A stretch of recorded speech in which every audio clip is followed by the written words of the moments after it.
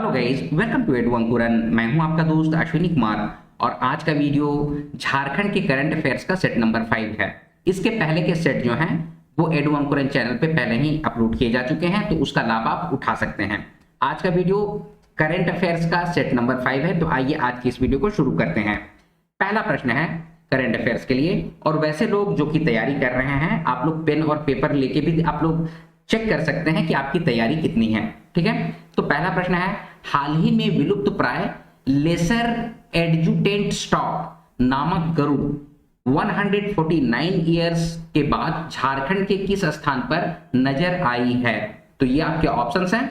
इसका correct answer क्या हो जाएगा? इसका करेक्ट आंसर हो जाएगा ऑप्शन नंबर बी, लोहरदगा में। लोहरदगा में भी कहां पर?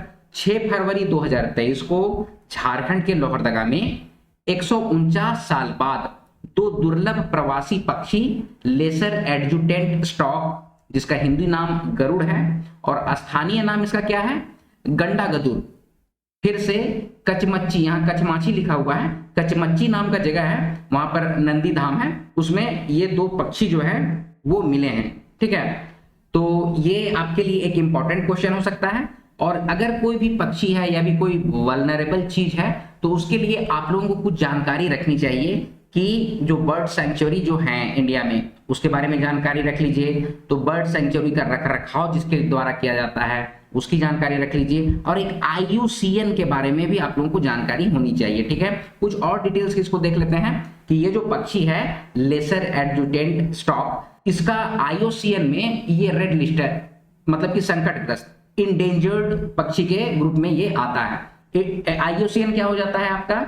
International union for conservation of nature. ठीक है, तो ये एक लिस्ट जारी करता है जिसमें कि रेड लिस्ट होता है, येलो लिस्ट होता है। ठीक है, उसमें भी इंडेंजर्ड कौन सा है, वल्नरेबल कौन सा है, इस तरह का वो लिस्ट जारी करता है। तो IUCN के बारे में थोड़ी सी जानकारी रख लेंगे। और ये जो पक्षी है लेसर एडजुटेंट स्टॉक, ये वन्य संरक्षण अधिनियम 1972 के अनुसूची नंबर 4 में आता है। ठीक है, और इसका वैज्ञानिक नाम क्या है? लेप्टोपिलोस डिबियस। और लेसर एडजुटेंट स्टॉक जो है वो सिकोनिडे परिवार का सदस्य है। तो ये सब चीज को आप लोगों को दिमाग में रखना होगा। ठीक है, अब IUCN के बारे में भी थोड़ा सा जानकारी रखेंगे कि उसकी स्थापना कहां हुई थी और कब हुई थी। तो 5 अक्टूबर 1948 को फॉन्टेनब्लू फ्रांस में हुई थी IUCN की स्थापना। ठीक है, तो ये सारा डिटेल्स है। ठीक है, ये पक्षी भी आप लोग देख लीजिए कि ये जो आप लोग लेसर एडजुटेंट स्टॉक है वो कुछ किस तरह से दिखता है। ठीक है, ये कचमच्ची स्थित जो नंदी धाम है उसमें ये नंदी डैम है, उसमें ये मिला था। एक चीज और भी आपको बतला देता हूं इसके इतिहास से भी संबंधित जो मान्यताएं हैं। तो ये आप देखिएगा बिहार में भी, बिहार और झारखंड में ग्रेटर एडजुटेंट स्टॉक और लेसर एडजुटेंट स्टॉक पाया जाता है। ठीक है, देखिए पाया नहीं जाता है, लेकिन बिहार में और असम में इसका प्रजनन केंद्र है एक तरह से कहिए तो। ठीक है, ये जो प्रजनन करते हैं ना, ये दो ही जगह, विश्व में 2 ही जगह पे ये लोग प्रजनन करते हैं, एक कंबोडिया में और एक इंडिया में। तो इंडिया में भी कहां? तो बिहार में और असम में। ठीक है, ये सब कुछ जानकारी है, ये सब आप लोग दिमाग में रखिएगा तो ज्यादा अच्छा रहेगा। ठीक है, और ये वाला जो बर्ड है जो लोहरदगा में पाया गया है या देखा गया है, ये छोटा वाला है, मतलब कि लेसर एडजुटेंट स्टॉक है। ठीक है, और इसको सबको यहाँ पर गरुड़ भगवान कहते हैं। ये आपको पता होना चाहिए, क्योंकि ये सांप हो गया, केंचुली हो गया, चूहा हो गया, ये सबको खा जाता है, इसीलिए इसको हम लोग कहते हैं गरुड़ भगवान, इस तरह से बोला जाता है। ठीक है, लेकिन जो एक्चुअल चीज है, वैज्ञानिक नाम क्या है, IUCN रेड लिस्ट में ये कौन से लिस्ट पे है, ये सारा जो है डिटेल्स वो ये आपको दे दिया गया है। चलिए आगे बढ़ते हैं। अगला क्वेश्चन है, राज्यपाल रमेश बैस ने झारखंड राज्य के कृषि उपज एवं पशुधन प्रणाली विधेयक 2022 को सहमति प्रदान की है। इस विधेयक के तहत अब राज्य में खरीदारों से कितनी प्रतिशत कृषि बाजार टैक्स वसूला जाएगा? ठीक है, ये इंपॉर्टेंट क्वेश्चन है। इसके लिए पूरे झारखंड में बंदी भी हुआ था, व्यापार संघ वाले लोगों ने बंदी भी किया था, तो इसको आप लोग दिमाग में रखिएगा। ठीक है, ये आपके ऑप्शंस हैं। इसका करेक्ट आंसर हो जाएगा क्या? कितने परसेंट के लिए था? तो 2% टैक्स बढ़ाया गया। चलिए आगे बढ़ेंगे। 7 फरवरी 2023 को झारखंड के किस जिले में आदिम मानव के बनाए गए शैल चित्र के रूप में साक्ष्य मिले हैं? ठीक है, तो वो कब मिला है? तो 7 फरवरी 2023 को मिला है। तो झारखंड के किस जिले में मिला है? आपके ऑप्शन है सिमडेगा, गुमला, खूंटी या फिर दुमका। तो इसका करेक्ट आंसर हो जाएगा ऑप्शन नंबर ए, सिमडेगा में मिला है। ठीक है, इसका कुछ डिटेल्स को भी हम लोग देख लेते हैं कि सिमडेगा में आदि मानव के साक्ष्य मिले हैं, जो कि डॉक्टर अंशुमाला तिर्की व बालेश्वर कुमार बेसरा ने जिले का मतलब इनके द्वारा ये खोज किया गया है। और ये स्टाइल चित्र कहाँ कहाँ पर, बीरू हो गया, बंगरू हो गया, घोसरा हो गया, छुरिया हो गया, पूरन पानी हो गया, कोलेबिरा के भंवर पहाड़ तथा जलडेगा के परबा जैसे स्थानों पे से मिले हैं। ठीक है, और ये कौन से प्रखंड में है, तो केसरई प्रखंड के दोड़ीजोरा गांव है उसी में, और ये 500 से भी ज्यादा संख्या में मिले हैं। ठीक है, और चित्रों को देखने से यह प्रतीत होता है कि यह चित्र जो है वो मिडिवियल जो स्टोन एज है, मध्य पाषाण काल जो है उससे लेके नव पाषाण काल तक के हैं। ठीक है, और इमेज क्या है, ये देखिए इस तरह का मतलब इमेज प्राप्त हुआ है, इस तरह का शैल चित्र प्राप्त हुआ है सिमडेगा से। ठीक है, तो ये सारा डिटेल्स है, इसको आप लोग नोट डाउन कीजिएगा पॉज करके। इसका पीडीएफ जो है एडू अंकुरन के टेलीग्राम चैनल पे आपको शेयर कर दिया जाएगा। चलिए आगे बढ़ेंगे। राज्यपाल रमेश पेश ने झारखंड आकस्मिकता निधि संशोधन विधेयक 2022 को सहमति प्रदान की है।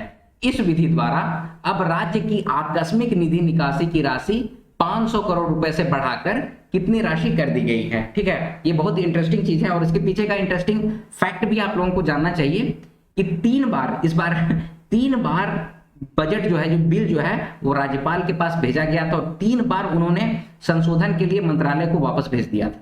ठीक है, मतलब कुछ जानकारी है वो रख लीजिए। तो 500 करोड़ से बढ़ाकर कितना बढ़ाकर कर दिया गया है, तो ये आपके ऑप्शंस हैं। तो इसका करेक्ट आंसर हो जाएगा 1200 करोड़ रुपए। 500 करोड़ से बढ़ा के 1200 करोड़, मतलब कि आप कोई आकस्मिक निधि मतलब क्या, कि जो भी बजट में पेश किया गया है, ठीक है, तो उस एक साल का बजट पेश किया जाता है। अब उस एक साल के बजट में जो भी अमाउंट आपको दिया गया है उसके अलावा आपको और कुछ खर्च हो गया है, तो उसी को आकस्मिक निधि से निकाला जाता है। तो पहले यह राशि था कि 500 करोड़ तक आप लोग निकाल सकते हैं। अब अभी क्या हुआ है कि इसको 500 करोड़ से बढ़ा के 1200 करोड़ कर दिया गया है। ठीक है, चलिए आगे बढ़ेंगे। वित्तीय वर्ष 2024 के लिए जारी हुई रेल बजट में झारखंड राज्य के लिए कुल कितनी राशि आवंटित की गई है।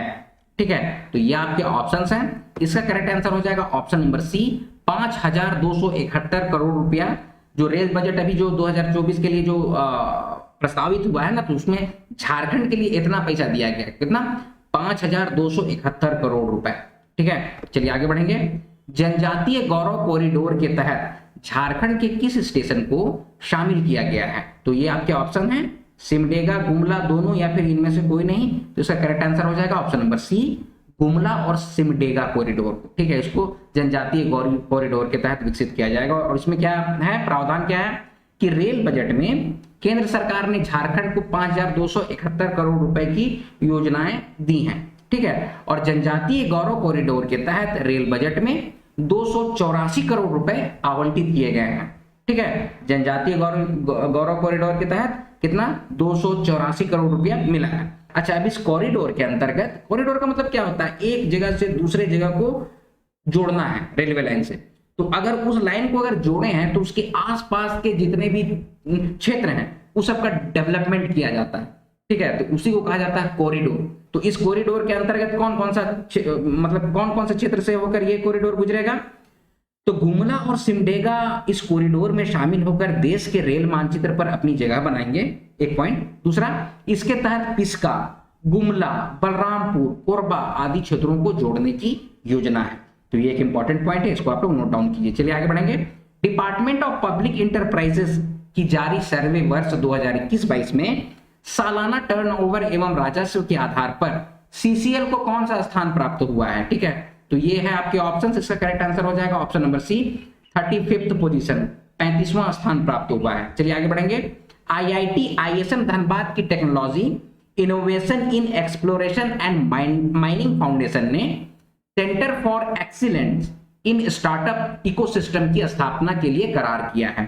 ठीक है, क्वेश्चन आप लोग समझ रहे हैं। ISM धनबाद, अब तो IIT का दर्जा मिल गया उसको, तो ISM धनबाद के में एक इनोवेशन और एक्सप्लोरेशन और माइनिंग, देखिए ISM का मतलब क्या होता है, इंडियन स्कूल ऑफ माइनिंग। ठीक है, तो इंडियन स्कूल ऑफ माइनिंग जो है वो innovation in exploration and mining foundation centre है। ठीक है, तो उसमें एक इनिशिएटिव उन लोगों ने शुरू किया है, क्या, एक्सेलेंस इन स्टार्टअप इकोसिस्टम। स्टार्टअप इकोसिस्टम का मतलब क्या है, आज की डेट में जो लोग पहले से सॉफ्टवेयर में काम कर रहे हैं, कोई डेवलपर है, ठीक है, कोई टेस्टिंग इंजीनियर है, उन लोग क्या करते हैं ना कि बाहर से सीख के, जितने भी आईआईटीएंस हैं, इंजीनियर्स हैं और डिफरेंट डिफरेंट तरह के लोग हैं, वो लोग अपना खुद का कंपनी, अपनी खुद का कुछ स्टार्टअप शुरू करते हैं, ठीक है, जिससे कि जॉब प्रोवाइड होता है, ठीक है, एक जॉब प्रोवाइड करने का इकोसिस्टम तैयार होता है, तो उसी को कहा जाता है स्टार्टअप। आप लोग देखिएगा अभी बैंगलोर में मतलब हजारों स्टार्टअप्स हैं और सब में अच्छा मतलब कि सभी ग्रो कर रहे हैं, ये आपको पता होना चाहिए। तो उसी तरह से धनबाद में आईएसएम धनबाद का जो है वो फाउंडेशन है, उसने एक्सीलेंस इन स्टार्टअप इकोसिस्टम की स्थापना के लिए किसी से करार किया है। तो किससे करार किया है, क्वेश्चन बस ये है, ठीक है। तो किससे करार किया है? ऑप्शन ए टाटा समूह, option B Adani enterprises, option C CCL, या फिर इनमें से कोई नहीं। तो इसका करेक्ट आंसर क्या हो जाएगा? Option number B Adani enterprises. यहां पर डी होगा ना, अडानी, अडानी, ठीक है, अडानी इंटरप्राइजेज से इन लोगों ने करार किया है, ठीक है। इन लोग दोनों तो करार किया है, इसका मतलब क्या है कि अडानी इंटरप्राइजेज जो है वो फंडिंग करेंगे, ठीक है, वो अपना टेक्नोलॉजी भी शेयर करेंगे इन लोगों के साथ, ताकि एक्सेलेंस इन स्टार्टअप इकोसिस्टम जो है वो और ग्रो करे, ठीक है। तो ये बहुत अच्छा इनिशिएटिव है। तो किसके साथ कर रहा है? आईएसएम धनबाद और अडानी इंटरप्राइजेज, दिमाग में रखिएगा। चलिए आगे बढ़ेंगे। किस लेखक को साहित्य जीना शिखर सम्मान 2023 प्रदान किया गया है? तो ये आपके ऑप्शंस हैं, इसका करेक्ट आंसर हो जाएगा ऑप्शन नंबर ए, हिमकर श्याम को किया गया है। अच्छा, इनका कुछ डिटेल्स आप लोग देख लीजिए कि लेखक व शायर हिमकर श्याम को साहित्य शिखर सम्मान 2023 से सम्मानित किया गया है। यह सम्मान उन्हें साहित्य के क्षेत्र में विशिष्ट योगदान के लिए कुसुम विहार मोराबादी स्थित शांति इनक्लेव में आयोजित समारोह में दिया गया है। ये कुछ डिटेल्स है, इसको नोट डाउन कीजिएगा। चलिए आगे बढ़ते हैं। बूढ़ा पहाड़ डेवलपमेंट प्रोजेक्ट के तहत क्रियान्वित की जाएगी, ठीक है, बीपीडीपी प्रोजेक्ट बहुत नामी है। इसके तहत क्या क्या क्रियान्वित किया जाएगा, ये सारे ऑप्शंस हैं, ठीक है। तो इन ऑप्शंस में कौन सा ऑप्शन सही होगा, आप लोग पॉज करके एक बार पढ़ लीजिए। इसका करेक्ट आंसर क्या हो जाएगा? ऑप्शन नंबर डी, उपरोक्त सभी। जितनी भी योजनाएं हैं ये सबको पढ़ लीजिए। इस योजना के तहत गढ़वा जिले से टेहरी पंचायत के 11 गांव तथा लातेहार जिले के अक्सी पंचायत के 11 गांव संपूर्ण विकसित किया जाएगा। चलिए आगे है। इन गांवों में आधारभूत संरचना, सड़क, पुल, ये सब का निर्माण किया जाएगा। स्वास्थ्य केंद्र खोले जाएंगे, खेल का मैदान विकसित किया जाएगा, ठीक है। अच्छा, दुर्गम बूढ़ा क्षेत्र के छाउल डेरा में 25 केवी और हेसातु, बहराटोली, तुमेरा, खपरी, महुआ, तुरेर, पोल गांव को सौर विद्युत मतलब कि सोलर पैनल, मतलब कि सोलर एनर्जी के तहत उसमें 5 से 5 केवी का विद्युत आपूर्ति हेतु निर्माण किया जाएगा, मतलब सोलर पैनल का भी निर्माण होगा। तो ये सारा डिटेल्स, मतलब कि ये सारे ऑप्शंस हैं, ये बिल्कुल सही ऑप्शन है, ठीक है। इसका कुछ और भी डिटेल्स आप लोग देख लीजिए कि ये कहां से कहां तक फैला हुआ है। बूढ़ा पहाड़ का बहुत नाम है, ठीक है। झारखंड का लातेहार, गढ़वा से लेकर छत्तीसगढ़ तक फैला हुआ है बूढ़ा पहाड़, ठीक है, जो कि पहले तो नक्सलियों का गढ़ था, ये सारे लोग हम लोग जानते हैं, ठीक है। और सुरक्षा बल की मदद से अब क्या हुआ है कि नक्सली को मुक्त करा दिया गया है। तो अभी झारखंड की जो हेमंत सोरेन की सरकार है अपने राज्य की सीमा में बूढ़ा पहाड़ और उससे सटे गांवों पर विकास का जोर दे रही है, और उसके लिए कितना 100 करोड़ रुपए का बूढ़ा पहाड़ डेवलपमेंट प्रोजेक्ट तैयार किया गया है। बीपीडीपी, याद रखिएगा, बीपीडीपी के लिए 100 करोड़ रुपए का डेवलपमेंटल प्रोजेक्ट तैयार करने की बात है, ठीक है। चलिए आगे बढ़ेंगे। झारखंड राज्य में पिछले दो तीन वित्तीय वर्ष 2021 एवं 21-22 एवं 22-23 में आदिवासी संस्कृति से जुड़े भवनों के निर्माण और संरक्षण से संबंधित योजना के लिए कितनी राशि आवंटित की गई है? तो ये आपके ऑप्शंस हैं, इसका करेक्ट आंसर हो जाएगा ऑप्शन नंबर सी, 161.12 करोड़। ये बजट का क्वेश्चन है, झारखंड बजट का। इसका झारखंड बजट का वीडियो आप लोग देख लीजिए, कॉन्सेप्ट क्लियर होगा। चलिए आगे बढ़ेंगे। NTPC north Karanpura thermal power plant में 15 फरवरी 2023 को नई यूनिट की शुरुआत हुई। इस यूनिट में कितना मेगावाट बिजली उत्पादन होगा? तो ये आपके ऑप्शंस हैं, इसका करेक्ट आंसर हो जाएगा ऑप्शन नंबर सी, 660 मेगावाट, ठीक है। और इसमें देखिए एनटीपीसी का जो north Karanpura thermal power plant है ना, उसमें 3 यूनिट खुल रहा है, ये आप लोगों को पता होना चाहिए। आइए तो इसमें डिटेल में देखते हैं। हाँ, डिटेल में दिया होगा।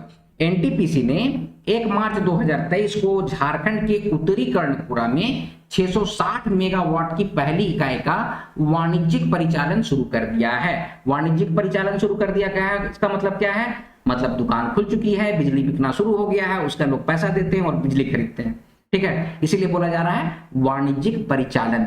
एकदम कॉन्सेप्ट क्लियर है।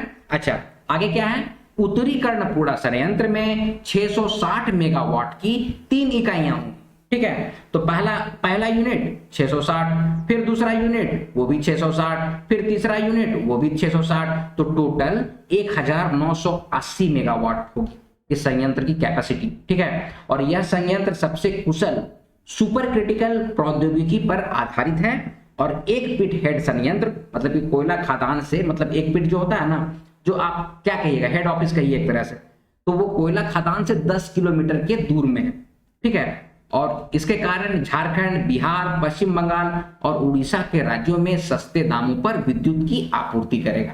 ठीक है, तो ये सारा इसका डिटेल्स है। आगे है 7 फरवरी 2023 को झारखंड में किसे यंग रिसर्च अवार्ड से सम्मानित किया गया है। ठीक है, तो ये आपके ऑप्शंस हैं, इसका करेक्ट आंसर हो जाएगा ऑप्शन नंबर सी, राजीव चंद्र रजक।